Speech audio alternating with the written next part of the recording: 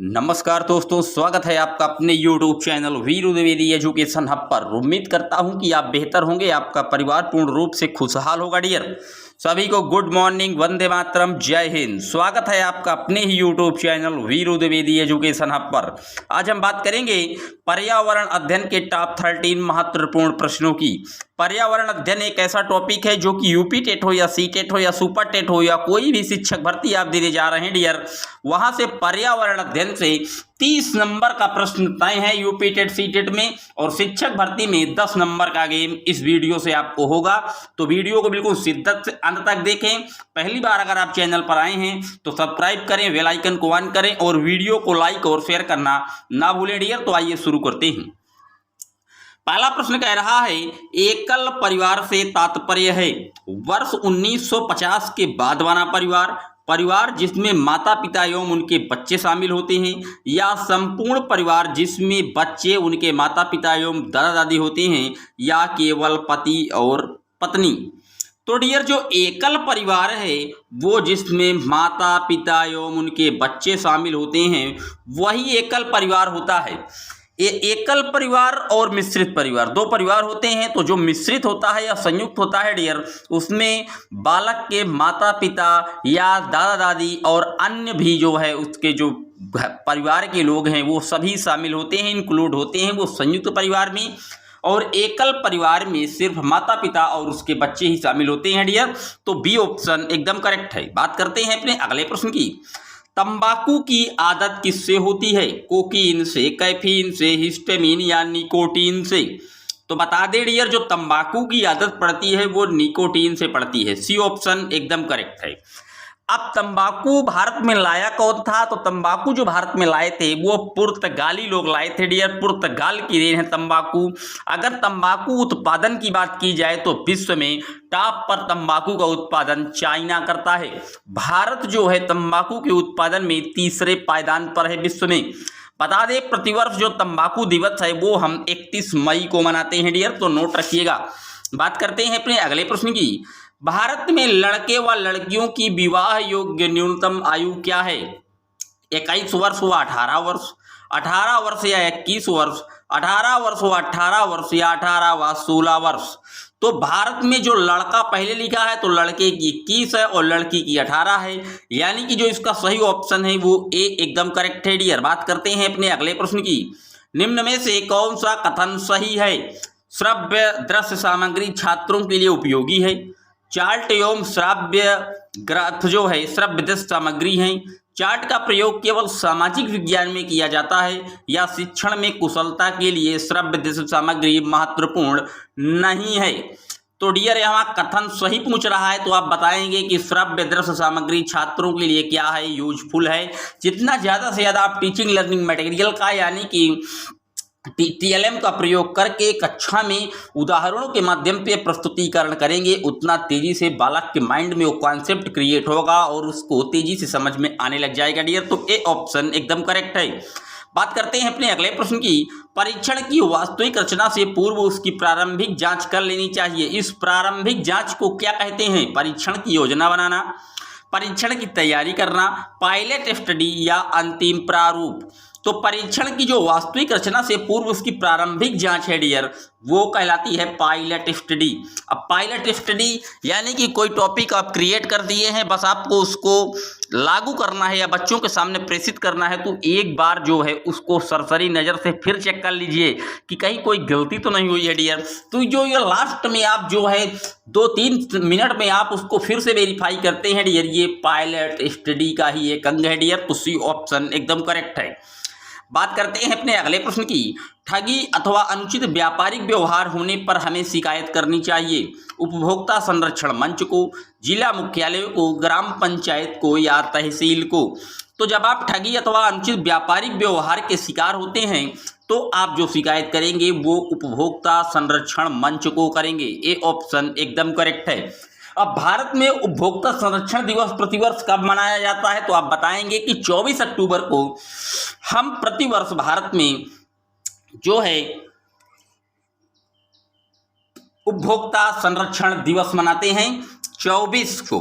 अब ये इसकी स्थापना कब हुई थी? तो उपभोक्ता जो संरक्षण की स्थापना हुई थी वो 1986 में हुई थी डियर। मैं बता दूं उस समय हमारे देश के प्रधानमंत्री कौन थे, तो अब कमेंट बॉक्स बताइए कि यह उपभोक्ता संरक्षण दिन किस प्रधानमंत्री की है, जो प्रतिवर्ष 24 दिसंबर को मनाया जाता है। 24 अक्टूबर नहीं डियर, 24 दिसंबर है। 24 अक्टूबर को तो विश्व यूएनओ दिवस की स्थापना की गई थी, अंतर्राष्ट्रीय मुख्यालय की। तो 24 दिसंबर 1986 को उपभोक्ता संरक्षण जो है संघ का आयोजन किया गया था। उस समय हमारे देश के प्रधानमंत्री कौन थे, तो प्रधानमंत्री का नाम आपको कमेंट बॉक्स में लिखना है। बात करते हैं अपने अगले प्रश्न की। राष्ट्रपति द्वारा राज्यसभा में कितने सदस्य मनोनीत किए जाते हैं, 12, 18, 20 या 22? तो राज्यसभा लिखा है डियर, तो राज्यसभा में 12 सदस्य जो है राष्ट्रपति मनोनयन करते हैं। अगर लोकसभा होता तो 2 सदस्य होते हैं। राज्यसभा की बात आई है तो बता दें, राज्यसभा का जो पदेन सभापति होता है वो भारत के उपराष्ट्रपति होते हैं। और राज्यसभा एक स्थायी सदन है तथा उच्च सदन है। और राज्यसभा के जो सदस्यों का कार्यकाल है वो 6 वर्ष के लिए होता है। और प्रत्येक 2 वर्ष में प्रत्येक वर्ष में 2/3 जो सदस्य हैं वो जो है कार्यभार से मुक्त होते रहते हैं। तो ये संसद का एक स्थायी सदन है। नोट रखिएगा, राज्यसभा कैसा सदन है, स्थायी सदन है। और राज्यसभा को एक विशेषाधिकार प्राप्त है डियर। आपको बता दूं, अखिल भारतीय जो सेवाएं हैं डियर, उनका जो सृजन है वो सिर्फ और सिर्फ राज्यसभा ही करता है। और नए राज्यों का जो परिसीमन है उसका भी अधिकार सिर्फ और सिर्फ राज्यसभा को ही प्राप्त है डियर। तो इतनी चीजें आप राज्यसभा से नोट रखिएगा। बात करते हैं अपने अगले प्रश्न की। जिला उद्योग केंद्र योजना के तहत शहरी एवं ग्रामीण युवकों को रोजगार मुहैया कराया जाता है। प्रधानमंत्री ग्रामीण सड़क योजना, प्रधानमंत्री रोजगार योजना, जवाहर ग्राम समृद्धि योजना या स्वर्ण जयंती स्वरोजगार योजना। तो जो जिला उद्योग केंद्र योजना के तहत शहरी तथा रोजगार योजना दिया जाता है वो प्रधानमंत्री रोजगार योजना के तहत दिया जाता है। इसकी पहले शुरुआत नरेगा के नाम से हुई थी। मैं आपको बता दूं, ये बी ऑप्शन प्रधानमंत्री रोजगार योजना एकदम करेक्ट है। बात करते हैं अपने अगले प्रश्न की। संसार में अधिकतम ट्यूबवेल किस देश में है, अमेरिका, ऑस्ट्रेलिया, भारत या चीन? तो सबसे ज्यादा जो ट्यूबवेल से सिंचाई होती है डियर वो भारत में होती है। डी ऑप्शन एकदम करेक्ट है। अगर पूछ लेता कि सबसे ज्यादा नहरों से सिंचाई किस देश में होती है तो आप बताएंगे पाकिस्तान। पाकिस्तान में सबसे ज्यादा जो सिंचाई है वो नहरों के माध्यम से ही की जाती है डियर। तो ये भी आप नोट रखिएगा। बात करते हैं अपने अगले प्रश्न की।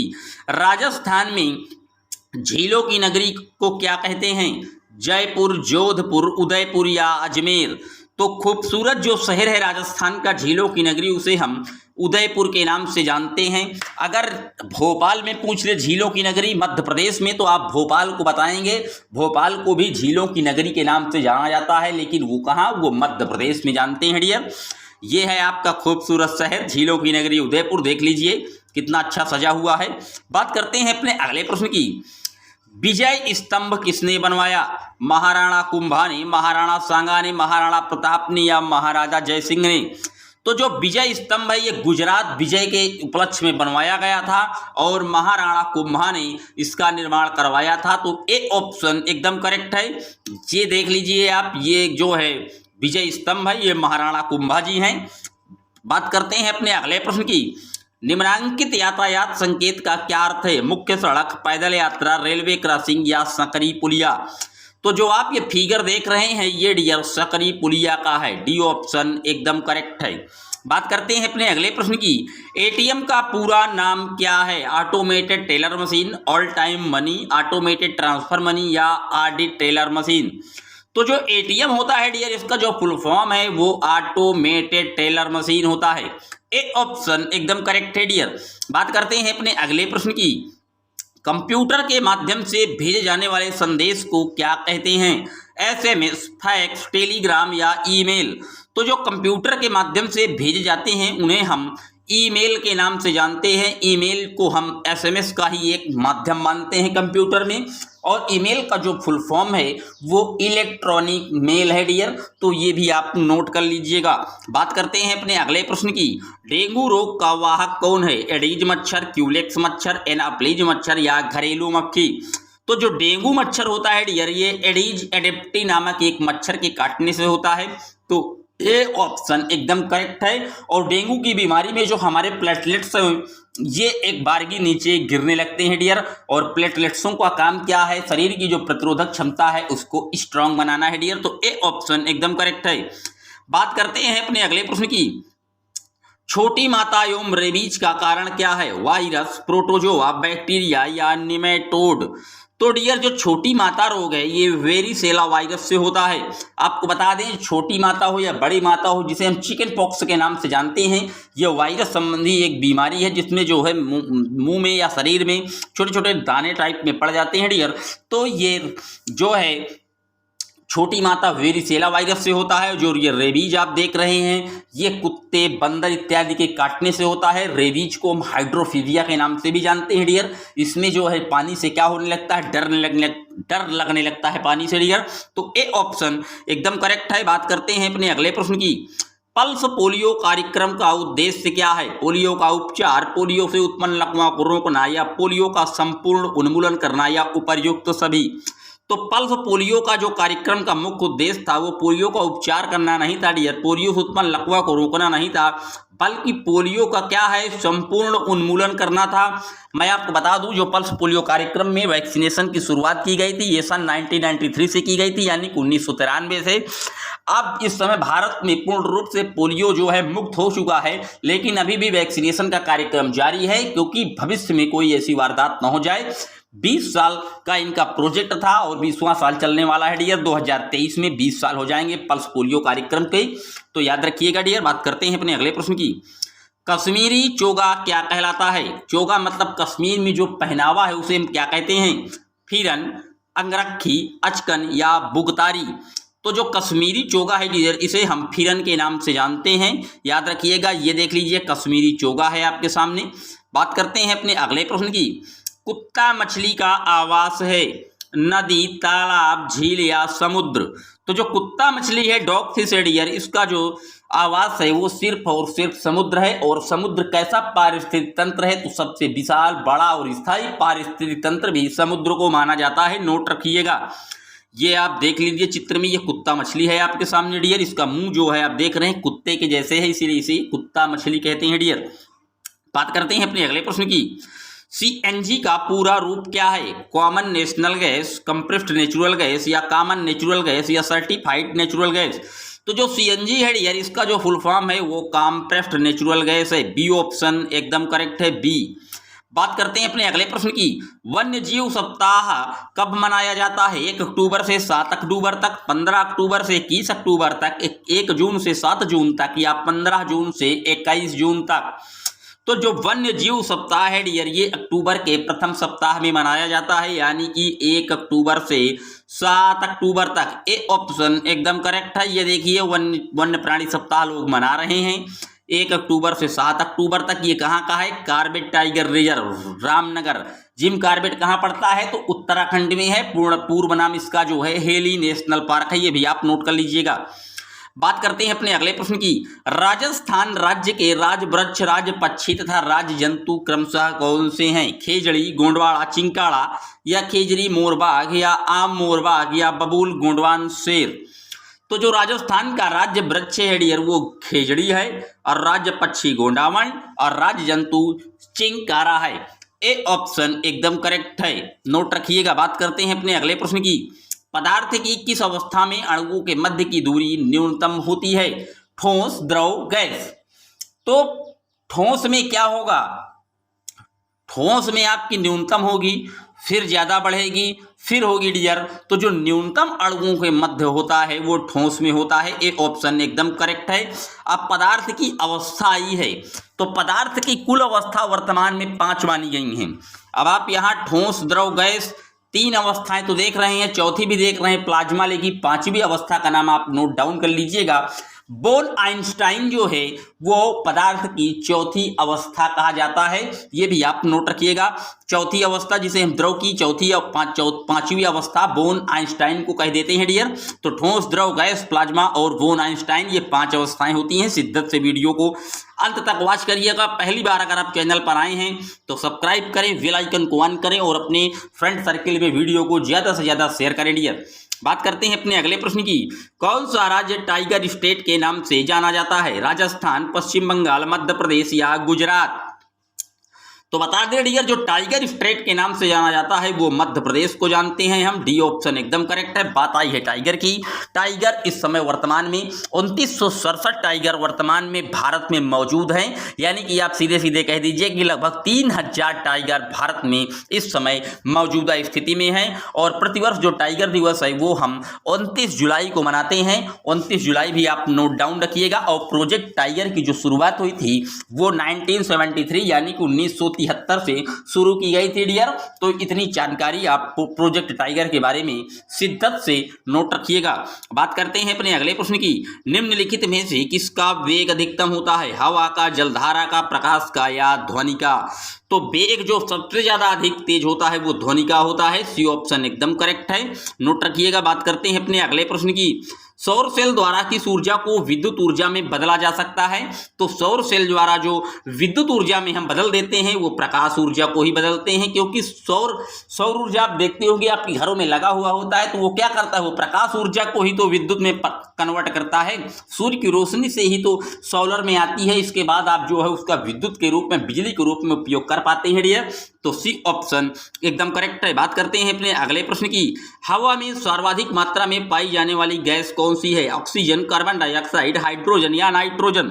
तो जो हवा या वायुमंडल में सबसे ज्यादा पाई जाने वाली गैस है वो नाइट्रोजन है। डी ऑप्शन एकदम करेक्ट है। नाइट्रोजन लगभग 78% जो है वायुमंडल में विद्यमान है, और कार्बन डाइऑक्साइड 0.03% पाई जाती है। अगर ऑक्सीजन की बात की जाए तो लगभग 21% ऑक्सीजन भी पाई जाती है। बात करते हैं आज के अगले और अंतिम प्रश्न की। ऊर्जा का नवीकरणीय स्रोत क्या है? तो ऊर्जा का जो नवीकरणीय स्रोत है डियर वो है, आपको बता दें, ऊर्जा का जो नवीकरणीय स्रोत है क्या वो कोयला है या पेट्रोलियम है या पौधे हैं या यूरेनियम है? तो जो नवीकरणीय स्रोत है ऊर्जा का वो पौधे होते हैं। सी ऑप्शन एकदम करेक्ट है। अनवीकरणीय और अनवीकरणीय समझ लीजिए। नवीकरणीय ऊर्जा उसे कहते हैं कि जिसका हम बार बार जो है यूज करते रहे, वो खत्म ना हो, वो नवीकरणीय ऊर्जा। जैसे सूर्य का प्रकाश क्या है? नवीकरणीय ऊर्जा है डियर। आज आया है सूर्य का प्रकाश, क्या कल नहीं आएगा? आएगा डियर। लेकिन अगर कोयले का आपने आज उपयोग कर लिया तो कल कहाँ से आपको मिल पाएगा? पेट्रोलियम, आज गाड़ी में आप भरा है पेट्रोल 1 लीटर, अगर वो चुक गया तो फिर से आपको दोबारा पैसे से खरीदना पड़ेगा। ये कोई रिन्यूएबल जो है एनर्जी नहीं है। यूरेनियम तो आपको पता ही है सबसे महत्वपूर्ण, सबसे महंगा जो आइटम है। यूरेनियम की बात आई है तो बता देते हैं, यूरेनियम का विश्व में सबसे ज़्यादा जो उत्पादन है वो कजाकिस्तान करता है, अगर और दूसरे नंबर पर ऑस्ट्रेलिया करता है। और यूरेनियम जो है यह परमाणु बम इत्यादि बनाने में इसका प्रयोग किया जाता है। तो ऊर्जा का जो नवीकरणीय स्रोत है डियर वो पौधे होते हैं। सी ऑप्शन एकदम करेक्ट था। ये थे पर्यावरण अध्ययन के 30 महत्वपूर्ण प्रश्न। उम्मीद करता हूं कि वीडियो आपको बिल्कुल शिद्दत से समझ में आए होंगे। एक एक वीडियो आपको मैंने पूर्ण रूप से एक्सप्लेन किया। आशा करता हूं कि वीडियो आपको बिल्कुल क्लियर हुआ होगा। अगर आप पहली बार चैनल पर आए हैं तो एक बार सब्सक्राइब जरूर करें, और जितने भी लोग नए आए हैं वो अपने फ्रेंड सर्किल के साथ पास भी इस वीडियो को शेयर करें, ताकि और लोग इस वीडियो का आनंद उठा सकें। मैं आपको यकीन दिलाता हूं कि आप मेरे चैनल पर बने रहें। आपका यूपी टेट हो या सी टेट हो या सुपर टेट हो, आपका शिद्दत से निकल जाएगा, वादा है मेरा। तो मिलते हैं आपसे जल्द ही एक और वीडियो में। तब तक के लिए जय हिंद, जय Bharat. Thanks for watching my video.